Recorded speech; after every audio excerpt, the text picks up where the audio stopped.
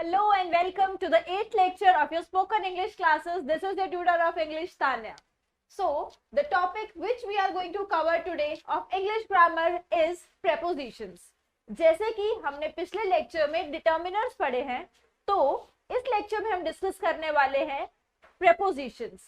Basically prepositions क्या होती है? जैसे कि हमने पिछले लेक्चर्स में नाउन्स, प्रोनाउंस, एडजेक्टिव्स पढ़े, उसके बाद डिटर्मिनर्स पढ़े, तो क्या थे? नाउन और प्रोनाउंस के बारे में कुछ बात की जा रही है. तो जो वो बात की जाती है, उस बात से जो नाउन और प्रोनाउन को कनेक्ट करते हैं जो वर्ड्स, उनको हम बोलते हैं प्रेपोजिशंस. बेसिकली आप वर्ड को तोड़ के इसका मीनिंग निकाल सकते हैं. Prepositions which defines the position, यानी कि उसकी जो जगह है सेंटेंस में, that defines the difference between, उसकी जो पोजीशन होती है वो बताते हैं कि हमारे नाउन और प्रोनाउन की जो पोजीशन है वो क्या है, उसके बारे में क्या बात की जा रही है. Understood? Let us discuss with the definition first. Prepositions are used to express the relationship of a noun or a pronoun to the rest of the sentence. पूरे sentence में जो noun या pronoun की उसमें जो position है उसको define करता है क्या? Prepositions. The noun or pronoun that is connected by the preposition is also known as the object of the preposition. अब preposition है जैसे कि on, तो वो on किसके बारे में बात की जा रही है? जो उसका related noun है ना, उसको हम बोलते हैं ऑब्जेक्ट ऑफ द प्रेपोजिशन. ठीक है, कुछ कॉमन प्रेपोजिशंस क्या क्या हैं? In, on, for, to, of, with, about, दो, and there are many others which we are going to discuss. Now let us discuss about some prepositional phrases. Preposition और उनके जो ऑब्जेक्ट्स होते हैं, यानी कि प्रेपोजिशन जिसका वो नाउन है, तो ऑब्जेक्ट्स अब मैं यूज कर रही हूँ, तो रिमेंबर कि मैं किसको बोल रही हूँ? ऑब्जेक्ट्स ऑफ द प्रेपोजिशंस, यानी कि जिसके लिए वो प्रेपोजिशन यूज की जा रही है, वो नाउन या प्रोनाउन को मैं अब ऑब्जेक्ट बोलूंगी. तो prepositions and their objects together form prepositional phrases. ठीक है, वो किस तरह काम करते हैं? वो एडजेक्टिव्स की तरह या फिर एडवर्ब्स की तरह काम करते हैं. एग्जाम्पल के साथ देखते हैं. There is a film at noon we could see. तो आप देख सकते हो एट नून. एट नून हमने टाइम बता दिया, और क्या उसका ऑब्जेक्ट क्या है? That is film. तो एडजेक्टिव मॉडिफाइंग हमने किसको कर दिया? नाउन. किस मॉडिफाई कर रहे हैं हम? फिल्म को. Next is he hit the nail with the hammer. तो यहाँ पर हमने वर्ब क्या यूज किया? हिट. और हमने क्या किया? विद. तो यहाँ पर ऊपर वाले में एड और नीचे वाले में विद. ये है यहाँ की प्रेपोजिशंस. ठीक है. Now the next is choosing the appropriate prepositions. Basically हम प्रेपोजिशन में एरर्स क्या कर देते हैं कि जहां पर एक यूज होते हैं. ऑब्वियसली अब इन सभी प्रेपोजिशंस के मीनिंग अलग अलग होते हैं, यूजेज अलग अलग होती है, तो हम कई बार डिफरेंट सेंटेंसेस में गलत प्रेपोजिशन लगा देते हैं और उस वजह से पूरा सेंटेंस जो है वो रॉन्ग हो जाता है, फिर उसका मीनिंग ही चेंज हो जाता है. तो वो कॉमन एरर्स क्या है? Late us discuss that. Prepositions can be very difficult to navigate because many of them are used to express multiple kind of relationships. कैसे? अब एक हम सेंटेंस है, जैसे नॉर्मल मैंने ये बोलना है कि मैंने जो ब्रेकफास्ट है उसमें मैंने सीरियल एंड मिल्क लिया बेसिकली. तो मैं उसको इंग्लिश में कन्वर्ट क्या कर सकती हूँ कि I had breakfast with serial and milk. आप देखिए विद का क्या मतलब होता है? के साथ. तो इस सेंटेंस की आप अगर आप कन्वर्ट करें तो इसका तो मतलब ये बना ना, आपने ब्रेकफास्ट के साथ सीरियल एंड मिल्क लिया, and that is obviously wrong. Preposition क्या होनी चाहिए कि मैंने ब्रेकफास्ट में क्या लिया. तो है the right sentence, correct sentence would be I had cereal and milk for my breakfast today. ठीक है, तो रिमेंबर कि डिफरेंट प्रेपोजिशंस का यूजेज अलग अलग होता है, and you can not interchange the prepositions. जो जहां पे उसकी पोजीशन है आपको वही बोलनी पड़ती है. और रिमेंबर आपको प्रैक्टिस से पता लगेगा कि कौन सी प्रेपोजिशन का बेटर यूजेज क्या क्या हो सकता है. ठीक है. Now another similar error we are going to discuss is I go to work with my car. क्या आप अपने काम अपने कार के साथ जाते हैं या फिर कार से जाते हैं? तो you are going through it ना, तो उसमें आप यूज करेंगे I go to my work by my car. By will be the right preposition use, या फिर आप उसमें इन भी यूज कर सकते हैं कि मैं अपनी कार में जाता हूँ, कार से जाता हूँ बाय, कार में जाता हूँ इन. ठीक है. Now let us discuss the categories of prepositions की क्या क्या categories हो सकती है prepositions की. Prepositions can be broadly divided into 8 category basically, which are time, place, direction or movement, agency, instrument, device, reason or purpose, connection और origin.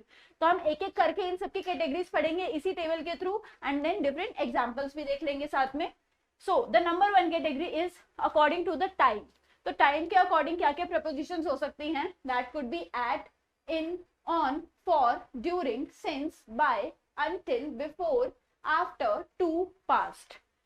Past हम time के लिए यूज करते हैं, आफ्टर बिफोर पहले या बाद में, टू यानी कि यहाँ तक, ठीक है, अनटिल यहाँ तक, देन बाय इस टाइम तक, सिंस कब से, ड्यूरिंग इस दौरान, फॉर इस टाइम के लिए, ऑन उस टाइम पर, एट हम किसी जगह के लिए कोई टाइम बताते हैं तो हम एग्जैक्ट टाइम के लिए एट यूज करते हैं, या फिर इन.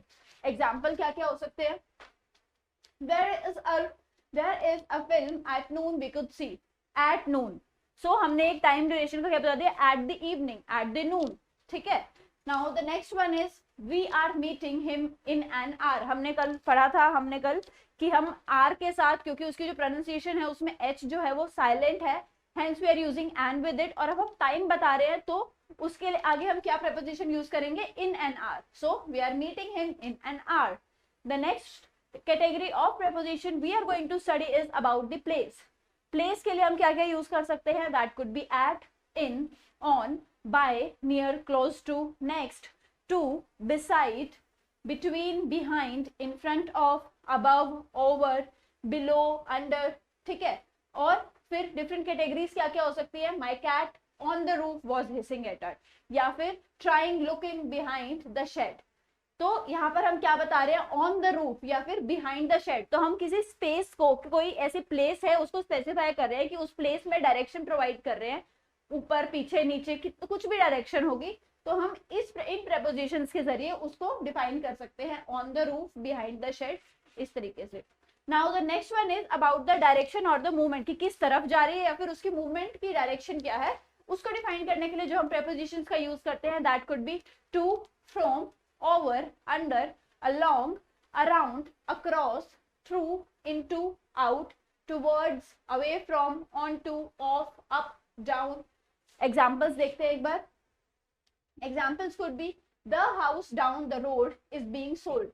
जो house है रोड के पास वो बिक रहा है, या फिर they drove across the country, यानी कि उन्होंने पूरी कंट्री के अक्रॉस ड्राइव किया है. Now the next type is agency, यानी कि किसके थ्रू कोई चीज हो रही है. ठीक है, तो उसके लिए हम यूज करते हैं बाय या विद. एग्जाम्पल देख लेते हैं. The book by the famous author is big hit. एक फेमस ऑथर ने कोई बुक लिखी है, वो बहुत ज्यादा फेमस हो चुकी है, इज अ बिग हिट. या फिर her heart is filled with emotion, with emotion. ठीक है, तो किस चीज की करेक्शन जिसके साथ है उसके लिए हम बाय या विद लगा देंगे उनके आगे. Now the next one is about the instrument और the device. The examples could be by, with या on. तो क्या क्या prepositions हम इंस्ट्रूमेंट या डिवाइस को स्पेसिफाई करने के लिए यूज कर सकते हैं? That could be by, with या on. कैसे? The journey by boat is long and arduous. या फिर he hit the nail with the hammer. तो जिस चीज के जरिए कुछ बात हो रही है और वो डिवाइस या इंस्ट्रूमेंट की हम बात करें कि इससे हमने कुछ काम किया है, तो उसके लिए हम इन दोनों या इन तीनों prepositions का यूज करते हैं. Okay, the next category we are going to study is reason और purpose. तो reason और purpose के लिए हम क्या क्या यूज कर सकते हैं? जब हमने किसी को reason देना है किसी चीज का, नाउन के बारे में कोई हम reason दे रहे हैं, तो that could be for, through, because of, on account of या फिर from. तो this is the category. अब examples देखते हैं एक बार. I have a separate computer for work. तो अब उसके पास एक सेपरेट कंप्यूटर है, लेकिन उसका पर्पस क्या है, उसके लिए हम उसका जो वर्क है उस पर्पस के आगे हम उस पे प्रेपोजिशन का यूज करेंगे, and that preposition is basically for. Okay, the next example is they left early because of the storm. वो जल्दी निकल गए बिकॉज आंधी आ रही थी. तो बिकॉज ऑफ किस वजह से, तो इधर हम प्रेपोजिशन का यूज करें बिकॉज ऑफ. इसी तरह से for, through, on account of और फ्रॉम का भी यूज किया जा सकता है. Now the next category, which is the second last category we are going to discuss is connection. जब हमने दो तीन चीजों के बीच में कोई कनेक्शन दिखाना हो कि these are connected with this, with हम यूज कर रहे हैं, रिमेंबर, तो हम क्या क्या यूज कर सकते हैं? ऑफ, कनेक्शन शो कर रहा है कि किसी का है. To, it is connected to या फिर it is connected with. Example देखते हैं तब अच्छे से समझ में आएगा. A well written cover letter to the employer helps your chances of being hired. तो a well written letter to the employers. अब well written letters किसको कनेक्ट किससे कर रहे हैं वो, तो to the employers, यानी कि अपने बॉस को वो लेटर लिखा जा रहा है, तो को लिखा जा रहा है ना. Here we are using to. Next example is I think she is decided to go with Victor. I think उसने डिसाइड कर लिया वो किसके साथ जाने वाली है, तो किसके साथ जाने वाली है कनेक्शन शो कर रहे हैं, hence connecting preposition which is with is used here। ठीक है। The last category is about the origin. Origin क्या होता है, कोई चीज की शुरुआत जहां से हो रही है, तो उसके लिए हम क्या क्या शुरू कर सकते हैं, क्या क्या यूज कर सकते हैं, फ्रॉम एंड ऑफ, ये दो prepositions हम यूज कर सकते हैं। एग्जाम्पल्स देख लेते हैं। Tom is of German descent, Tom is of German accent, या फिर we started our trip from Italy, कहां से शुरू किया, इटली से शुरू किया, तो ओरिजिन हम बता रहे हैं आई एम फ्रॉम इंडिया, तो I am from India, so India is my origin, तो उसके आगे मैं preposition का यूज करूंगी विच वुड बी फ्रॉम, ठीक है, या फिर ऑफ। तो इस तरह से हम prepositions का डिफरेंट डिफरेंट जगह पर यूज कर सकते हैं। So the next topic we are going to cover is in detail prepositional phrases। तो हमने डेफिनेशन पहले ही देख ली थी, एक बार फिर से पढ़ लेते हैं। prepositional phrase is made up of at least a preposition and its object। और वो ऑब्जेक्ट क्या क्या हो सकता है, नाउन हो सकता है, प्रोनाउन हो सकता है, और नाउन का कोई फ्रेज हो सकता है। ठीक है, तो अब उसको हम ऑब्जेक्ट को क्या करते हैं, ऑब्जेक्ट को मॉडिफाई कर देते हैं। मॉडिफाई कैसे करते हैं, यानी कि ऑब्जेक्ट की स्पेशल क्वालिटी बता देते हैं। और वो कैसे करते हैं, जब हम उसका एडजेक्टिव ऐड कर देते हैं, नाउन एडजंक्ट्स ऐड कर देते हैं, तो उन दोनों के बीच में जो यूज होती है that is known as the preposition। Example के साथ देखते हैं, आपको ज्यादा अच्छे से समझ में आएगा। That could be on the ground, ground के ऊपर। On describes the location in relation to the ground. Of the bedroom, तो ऑफ स्पेसिफाई क्या कर रहा है, whatever is being discussed at the particular bedroom. तो about the bedroom, particular to the bedroom, bedroom से belong करता है, जैसे कि this bedsheet is of my bedroom, तो ये बेडशीट जो है वो मेरे बेडरूम की है, तो बेड से जो चीज बिलोंग कर रही है तो ऑफ का हम यूज कर रहे हैं वहां पर। Now next is into an empty parking lot.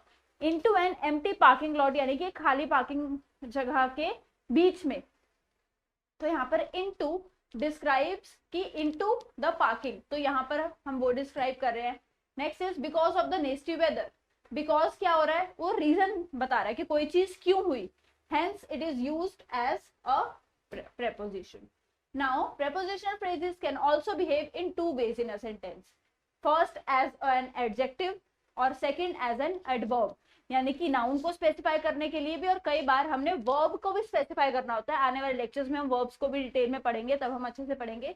But verbs basically means क्रिया, जो काम हो रहा है, तो उसको भी अगर हमने स्पेसिफाई करना है, मॉडिफाई करना है, तो या तो एडजेक्टिव को या फिर नाउन को मॉडिफाई करने के लिए, या फिर एडवर्ब यानी कि वर्ब्स को मॉडिफाई करने के लिए हम prepositions का यूज कर सकते हैं। ठीक है, एडजेक्टिव preposition का कैसे यूज कर सकते हैं, एग्जाम्पल देख लेते हैं directly. The cat on the shed is black, तो हम किस कैट की बात करें, जो शेड पे बैठी है, तो here shed is the noun और प्रोनाउन, तो ये एडजेक्टिव की तरह हेल्प कर रहा है। तो कौन सी cat, the cat is which is sitting on the shed, तो उसका हम मॉडिफाई बता रहे हैं। तो कैट की जो क्वालिटी है वो क्या है, ऑन द शेड, तो on is the preposition user which is use for adjectives. ठीक है, नेक्स्ट देख लेते हैं एडवर्बियल के लिए, यानी कि वर्ब्स के लिए क्या क्या यूज हो सकती है। वो किन किन, जैसे जो ये होती है एडजेक्टिव वाली, वो किन किन क्वेश्चंस का आंसर करती हैं, विच वन, कौन सी, उनका काइंड क्या है, व्हाट काइंड, या फिर हाउ मेनी और हाउ मच, कितनी। और जो एडवर्ब्स वाली होती है, उनके क्वेश्चन क्या क्या आंसर होते हैं, व्हेन, कब, वेयर, कहाँ, हाउ, किस तरीके से, या फिर वाई, क्यों, पर्पस क्या है, और टू व्हाट एक्सटेंट, कहाँ तक, किस हद तक। ठीक है, now the next topic we are going to discuss is multiple prepositional phrases की एक सेंटेंस में जब डिफरेंट डिफरेंट prepositional phrases का हम यूज करते हैं। जैसे कि during the Christmas break I visited my old school behind our house. तो आप यहाँ देख सकते होंगे एक पर्टिकुलर सेंटेंस में दो जगह पर कंपाउंड prepositions का यूज हो रहा है, यानी कि क्रिसमस ब्रेक के भी दौरान का टाइम यूज हो रहा है, वहां पे भी preposition का हम यूज कर रहे हैं। और प्लेस बताने के लिए कि कहाँ पर, बिहाइंड आवर हाउस, तो we are using multiple prepositions in one sentence. So during the Christmas break I visited my old school behind her house। Christmas break के दौरान मैं अपने स्कूल गया था, जो कि कहाँ है, मेरे घर के पास है, घर के पीछे है। behind basically means पीछे है। Now the next is we ended our game with the neighbors at once when we heard our parents calling। तो हमने अपना गेम खत्म कर दिया अपने नेबर्स के साथ जब हमें पता लगा कि हमारे पेरेंट्स हमें बुला रहे हैं। तो विद द नेबर्स, किसके साथ, with the neighbors. ठीक है. The next category we are going to study is about defining of different prepositions, कि कहाँ कहाँ different prepositions use होती है. ये हमने already देख लिया है. आप इनको नोट डाउन कर सकते हैं कि टाइम के अकॉर्डिंग, इस टेबल में से, कि टाइम के according it and on, during, since, by, until, before, after, to the past, या फिर प्लेस के अकॉर्डिंग, डायरेक्शन और मूवमेंट के अकॉर्डिंग, एजेंसी के अकॉर्डिंग, ह्यूमन इंस्ट्रूमेंट और डिवाइस के अकॉर्डिंग, रीजन और पर्पस के अकॉर्डिंग, कनेक्शन या फिर ओरिजिन के अकॉर्डिंग. रिमेंबर, बहुत सारी प्रेपोजिशंस होती हैं. आप याद रखिएगा, कोई भी एक प्रेपोजिशन का ऐसा कुछ नहीं है कि एक प्रेपोजिशन एक ही कैटेगरी में आ सकती है. There are multiple usages of a single prepositions, और उनकी जो यूजेज होती है वो डिफरेंट कैटेगरीज में भी फॉल कर सकती है डिपेंडिंग ऑन द सेंटेंस. तो आइए अब डिस्कस करते हैं कि हम प्रेपोजिशंस यूज करते हुए कई बार प्लेस को डिफाइन करते हुए कुछ स्पेसिफिक गलतियां कर देते हैं, तो उन गलतियों को कैसे हम इम्प्रूव कर सकते हैं. अब जैसे कि आपने सेंटेंस बोलना है कि आप पिछले साल लंदन गए थे, तो आप पिछले साल लंदन गए थे, यहाँ पर लंदन गए थे, तो ऑब्वियसली हम हिंदी में एक मान लेते हैं कि लंदन इज अ कंट्री और आप उस जगह पर गए थे. तो आप उसके आगे क्या प्रेपोजिशन लगाएंगे. अब प्रेपोजिशन ऑफ प्लेस है तो उसमें तो इन भी आता है, एट भी आता है, डिफरेंट आते हैं. तो उनमें से कौन सा चूज करना है वो आप कैसे डिफाइन करेंगे, तो वो आपको with the usages, with practice समझ में आएगा. अब जैसे ये एग्जांपल हम ले रहे हैं, I went in London last year. No, this is very much wrong. The right usages will be I went to London last year. मैं लंदन गया था, वहां गया था ना, तो हम यहाँ पर टू का यूज करेंगे इन प्लेस ऑफ इन. ऐसे कुछ और एग्जाम्पल हैं. मोशन डिफाइन करते हैं, वॉकिंग टूवर्ड्स या to the school, run to the store, move to the left, turn to the right, swim to the shore, drive to the country, cycle to the work. और अब अगर different prepositions हो सकती है, वो थी motion से रिलेटेड. अब नेक्स्ट है मूवमेंट से रिलेटेड, कि मूवमेंट से रिलेटेड हम कैसे यूज कर सकते हैं डिफरेंट प्रेपोजिशंस को. कैसे, वॉक अक्रॉस द रोड. अब या तो है walk through the road, but better would be walk across the road. अगर आपने बोलना है कि मैं उस रोड के थ्रू वहां गया था, जैसे कि I went to my classes through the road, the better usages will be I went to the classes across the road, यानी कि मैं रोड से पैदल चलकर उस किनारे तक गया था. या फिर the next could be run along the river. Along the river का क्या मतलब होता है, उसके बराबर में या साथ में. तो I run along the river, इसका मतलब है कि आप रिवर के साथ साथ भागे थे. Next is cycle round the park. अब पार्क जो है उसका आपने चक्कर काटा, तो that is cycle round the car, park, sorry. The next one is drive over the bridge. अब आप देख सकते हैं रोड के लिए क्या यूज होता है, अक्रॉस, रिवर के लिए अलोंग, पार्क के लिए round. Next is bridge. Bridge को हमने पार किया, तो you passed over the bridge, drive over the bridge. Next is pool. Pool में क्या होता है, swimming is always up and down, तो swim up and down the pool. या फिर स्कूल के लिए हम यूज कर सकते हैं went in the school. Now कुछ अदर वर्ब्स के लिए जहां पर एट और टू में कंफ्यूजन हो सकता है वो देख लेते हैं. जैसे कि आप यूज कर सकते हैं कि I arrived to the airport late. तो रिमेंबर, जैसे एयरपोर्ट जैसी जो भी प्लेसेस होती हैं उनकी जगह पर आप टू यूज करने के से बेटर एट यूज करें. ठीक है, तो आप, मैंने पहले ही बोला था आपको प्रैक्टिस के साथ आएगा. तो आप यहाँ पर एयरपोर्ट के साथ क्या बेटर वर्ड यूज करेंगे, क्या बेटर प्रीपोजिशन यूज करेंगे, that would be at. So it is I arrived at the airport late. ठीक है, अदर एग्जांपल्स देख लेते हैं. I was to the theatre last night. Very much wrong. To the theatre नहीं होता है, it is at the theatre. So I was at the theatre last night. Next is I stayed to my brother's house last night. Wrong. I stayed at my brother's house last night. देखो, जो भी कुछ चीजें होती हैं जो multiple हो सकती हैं, जैसे कि हमने एयरपोर्ट डिस्कस किया या फिर घर डिस्कस किया, यहाँ पर हमने थिएटर डिस्कस किया, दे कुड बी मल्टीपल. तो उनके साथ हम मैक्सिमम क्या यूज करते हैं, एट का यूज करते हैं. लेकिन जो अलग अलग नाउन्स होते हैं प्लेस के अकॉर्डिंग, उनके साथ हम अलग प्रेपोजिशंस का यूज कर सकते हैं. नाउ द नेक्स्ट इज, जब हम टू और ऑफ में, अभी हमने पहले देखा था कि टू और एट में क्या यूज बेटर हो सकता है यूजेज के अकॉर्डिंग. नेक्स्ट इज, जब हमने पोजेशन के बारे में बात करनी है कि किस चीज की क्या चीज है, किसी का रिलेशन बताना है, किसी की पॉजेसिवनेस डिफाइन करनी है, वहां पर हम टू और ऑफ में से किसका यूज करेंगे. ठीक है, तो इनकरेक्ट सेंटेंस क्या हो सकता है, दिस इज द की ऑफ माई रूम. अगर आप इसको ट्रांसलेट करेंगे इसका मतलब क्या बन रहा है कि ये मेरे रूम की चाबी है, but the English translation is very much wrong. It is very wrong to use key of my room. The right is this is the key to my room, यानी कि ये मेरे कमरे तक जाने की है. ठीक है, तो to my room is the better and correct preposition used in it. Now the next is this is the main door of the house. नहीं, ये बिलोंग कर रहा है ना, तो इसलिए यहाँ पर बिलोंगिंग में क्या आएगा, ऑफ की जगह पर आप टू भी यूज कर सकते हैं और ऑफ भी यूज कर सकते हैं, लेकिन यहाँ पर आप हमेशा ऑफ या टू दोनों का यूज कर सकते हैं. Now the next is the difference between in and on, की कहाँ पर आपको इन यूज करना चाहिए और कहाँ पर ऑन. एग्जाम्पल देख लो, आपने कुछ चीज न्यूज़पेपर में देखी तो you saw it on the newspaper नहीं आएगा, आपने न्यूज़पेपर में देखी ना, तो न्यूज़पेपर में के लिए आप यूज करेंगे इन का. ठीक है, अलग हम एग्जांपल देखते हैं. I saw it in the TV, wrong. आपने टीवी पर देखी, टीवी में नहीं देखी, टीवी में इज रॉन्ग. टीवी पर देखी तो पर के लिए हम यूज करेंगे ऑन. तो you saw it on the TV and you read it in the newspaper.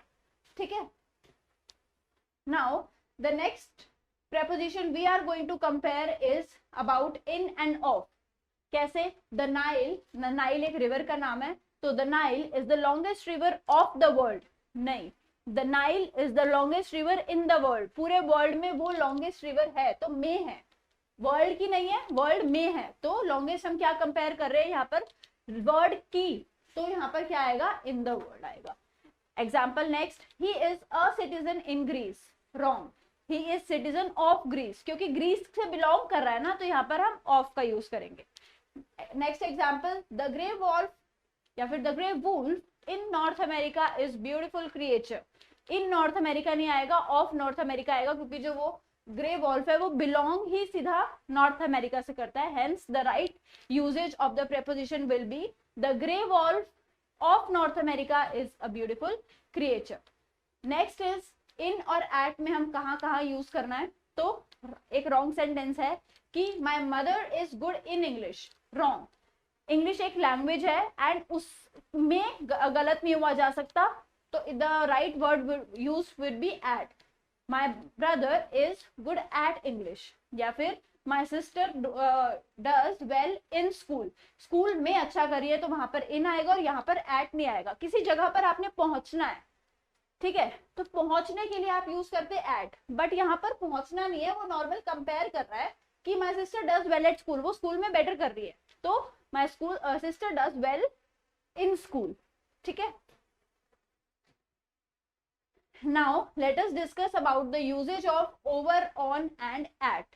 ठीक है, 3 सेंटेंसेस हम डिस्कस करने वाले हैं. रिमेंबर, इंग्लिश के बहुत सारे टाइप होते हैं, that could be American English, British English, और कुछ होते हैं जो मिक्सचर यूज करते हैं. इंडिया बेसिकली दोनों इंग्लिश का मिक्सचर यूज करता है, अमेरिकन और ब्रिटिश का.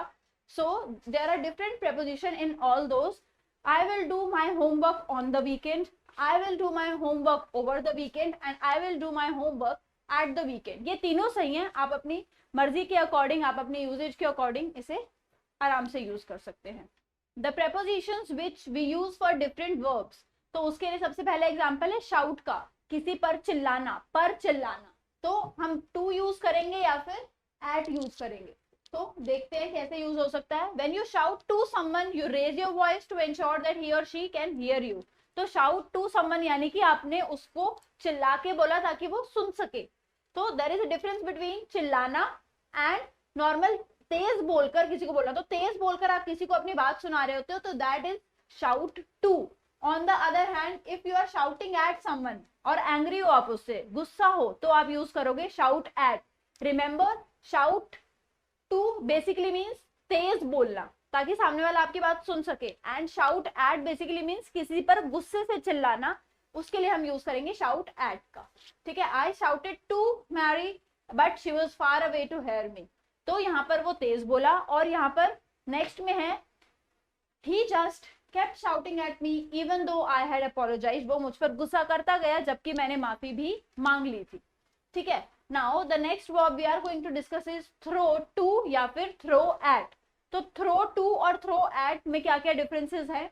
throw to हम क्या यूज करेंगे, अगर आप किसी पर कोई चीज फेंकते हो, जैसे कि बॉल फेंक दी, ताकि वो पर्सन जो है वो उसको पकड़ सके, किसी पर्सन पे अगर मतलब इंटेंशनली अच्छे इंटेंशन से आपने बोला तो that is use for to throw to. लेकिन जब आपने कोई गुस्से में चीज फेंकी तो आप क्या यूज करेंगे, थ्रो एट का।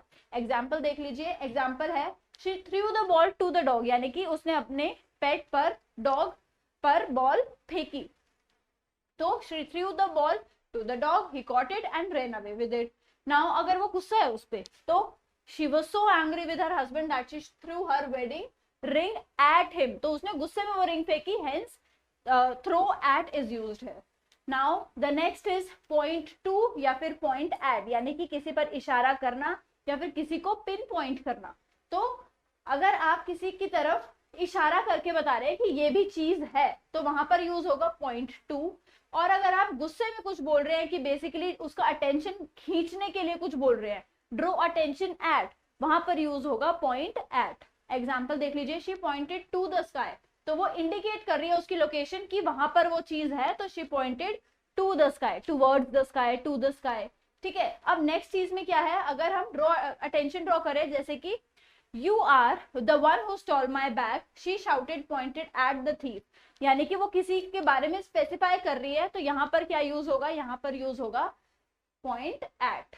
ठीक है, तो there are different usages of with different verbs. अभी हमने यहाँ पर जो कैटेगरीज पढ़ी है, आप इन्हें अपनी मर्जी से अपने सेंटेंसेस बनाने की जरूर कोशिश कीजिएगा और फिर डिफरेंस एनालाइज कीजिएगा कि कहाँ पर कौन सा प्रेपोजिशन यूज हो रहा है। Next we are going to discuss कि कैसे प्रेपोजिशन डिफरेंट नाउन्स के साथ ऑलरेडी हम उनके साथ यूज ही करते हैं, तो वो कॉमनली यूज हम अभी डिस्कस कर लेंगे। एंड देन आगे आने वाले लेक्चर्स में डिफरेंट जैसे हम नए वर्ड्स, नई सेंटेंसेस बनाना सीखते रहेंगे तो आगे और भी प्रेपोजिशन सीख लेंगे। तो पहले हम यूज करने वाले हैं कि जो टू प्रेपोजिशन है वो कौन कौन से नाउन्स के साथ यूज होती है। तो the first one is access to, I couldn't enter the building without the access to the door's password. या फिर एडिक्शन टू, एक्सेस यानी कि पहुंच होना, एडिक्शन टू यानी कि किसी चीज की आदत होना, तो addition is addiction to football. Next is answer to my question. Her answer to the teacher's question was incorrect. जवाब। Approach to यानी कि पहुंचना, Professor Smith's approach to the experiment was incredibly innovative. Next is damage to, किसी चीज के प्रति कुछ खराब होना, तो the damage to the car is worse than I thought it would be.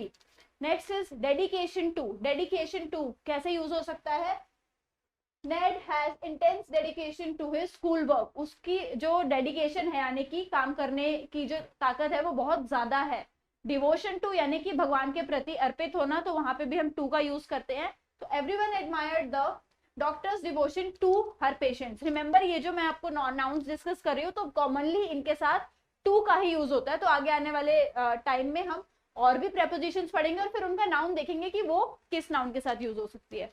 तो एग्जांपल्स देख लेते हैं, reaction to, response to, solution to, threat to यानी कि खतरा टू, खतरा बोलते हैं थ्रेट को। तो climate change is a potential threat to certain species. अब द नेक्स्ट कैटेगरी इज जो नाउन्स फॉर के साथ यूज करते हैं, तो एडमायरेशन फॉर यानी कि किसी चीज की तारीफ, Penny has so much admiration for her mother. Next is cure for, इलाज किसी चीज का, किसी बीमारी का इलाज। तो health officials recently announced that a cure for a fatal disease had been found. या फिर desire for, किसी चीज की इच्छा होना, तो my desire for success is more important than my desire for romance. Next is hope for, hope यानी कि किसी चीज की उम्मीद रखना, तो youths often have high hopes for the humanity. Next is need for, यानी कि किसी चीज की जरूरत होना, so the need for social interaction is a basic human trait. Next is passion for, किसी चीज के प्रति कोई हॉबी होना, तो वहां पर हम क्या यूज करेंगे, simply having a passion for writing doesn't necessarily mean you will become the best selling author. Next is reason for, reason यानी किसी चीज के प्रति रीजन होना, किसी चीज का रीजन बनना, तो there is always a reason for the change. Respect for, certain cultures promote respect for the elders. Next is room for, there's a room for one more person at the table. Sympathy for, you should always have sympathy for the strangers. Next is talent for, Greg has a talent for the stand-up comedy. तो ये सभी nouns से जिनके साथ हम for का use कर सकते थे। नेक्स्ट इज पेयर अप, किनको इन नाउन्स को हमेशा ऑफ के साथ पेयर अप किया जाता है। एग्जाम्पल्स देख लेते हैं, एडवांटेज ऑफ किसी चीज से फायदा होना, डिसएडवांटेज ऑफ किसी चीज से नुकसान होना, फियर ऑफ किसी चीज से डर होना, हैबिट ऑफ किसी चीज की आदत होना, इंटेंशन ऑफ यानी किसी चीज के प्रति कोई स्पेसिफिक सोच होना जिसका रीजन बनना, नॉलेज ऑफ किसी चीज की नॉलेज होना यानी कि उसके बारे में इंफॉर्मेशन होना, लैक ऑफ किसी चीज की कमी होना। The police can not arrest him due to the lack of evidence, evidence यानी कि सबूत की कमी के कारण पुलिस उसे अरेस्ट नहीं कर सकती है। Next is memory of, memory यानी कि किसी चीज की याद होना, I have no memory of my first year in school. Next is process of यानी किसी चीज का पूरा प्रोसेस होना, तो उसके लिए हम क्या यूज करेंगे, process of elimination is popular technique when taking multiple choice test. Next is smell of, किसी चीज की स्मेल होना, ऑर्डर आना, तो I love the smell of freshly baked cookies. Next is sound of, can you hear the sound of birds chirping. Students please remember, मैं आपको यहाँ पर हर नाउन और उसके साथ जो प्रेपोजिशन के जो पेयर्स बने हुए हैं उन सबका एक एक एग्जाम्पल दे रही हूँ। अगर आप एक्चुअली में उन सभी प्रेपोजिशंस का एक्चुअल मीनिंग उनको यूज करना चाहते हैं अपने डेली लाइफ में, तो you have to make notes, इन सबको नोट डाउन कीजिए एंड देन पहले इन सेंटेंसेस को लिखिए अपने नोट्स में एंड देन फिर खुद एक सेंटेंस बनाने की कोशिश कीजिए। अगर आपको आइडिया चाहिए कि कैसे बनाना है वो सेंटेंस, तो आप यहाँ से आइडिया ले सकते हैं एंड देन खुद का सेंटेंस फॉर्म कीजिए और फिर उसको यूज भी कीजिए, so that you can actually take advantage of these classes. Now अब हम उन नाउन्स को डिस्कस करने वाले हैं जिनके साथ हम इनका यूज कर सकते हैं। सो बिलीव इन, किसी चीज में विश्वास होना, तो believe in, it is not uncommon to have a believe in the higher power. Change in, किसी चीज में बदलाव होना, तो the scientist detected a little change in the atmosphere. Decrease in, किसी चीज में कमी आना। डिले इन, किसी चीज से लेट होना, there appears to have been a delay in the processing of the payment. Next is experience in, किसी चीज का अनुभव होना, so she has a little experience in the backpacking.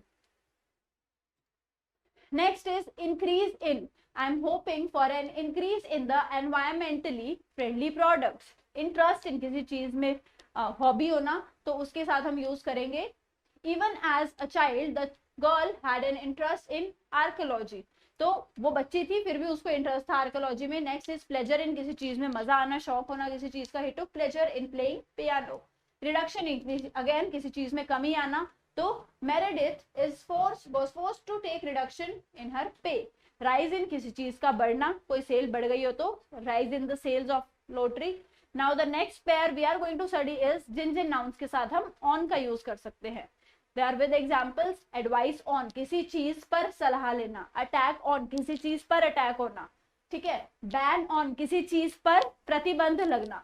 Next is emphasis on, किसी चीज की इंपॉर्टेंस बताना, जैसे कि she is studying East Asian cultures with an emphasis on Japanese society, तो उसका मेन क्या है, इंपॉर्टेंट मेजर क्या है, जापानीज सोसाइटी, तो वो ईस्ट एशियन कल्चर की पढ़ाई कर रही है और उसका एम्फोसिस क्या है, यानी कि जो मेजर सब्जेक्ट वो क्या है, जापानीज कल्चर है, ठीक है।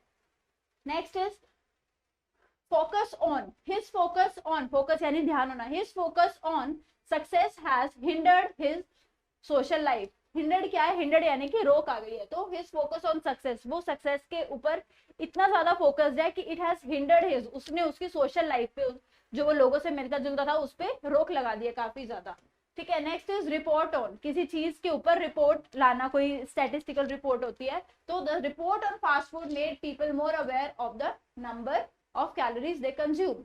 The next pair we are going to study is at, कहाँ यूज होता है, तो attempt at, chance at, age at, point at, which at, तो अटेम्प्ट जिससे किया गया, चांस किस चीज का जो चांस है, एज पॉइंट आउट करना किसी चीज को, अब फ्रॉम के साथ हम किसी चीज से बचा जाता है, जैसे तो the town sought protection from the bandits, या फिर his transition from this to this was very much fairy tale, जैसे कि his transition from pauper to the prince was something out of the fairy tale.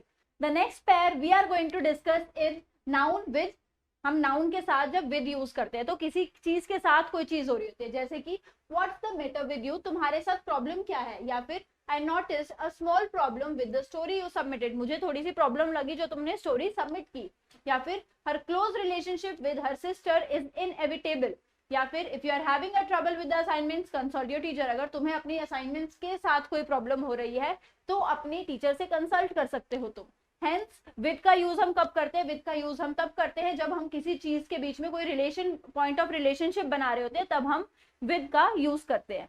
Now the next is about. Noun और about. About यानी कि उस चीज के बारे में, concerning that thing, regarding to that thing. तो his anxiety about public speaking is so bad that he sweats when he is in on stage. या फिर do you have any information about the changes in the schedule.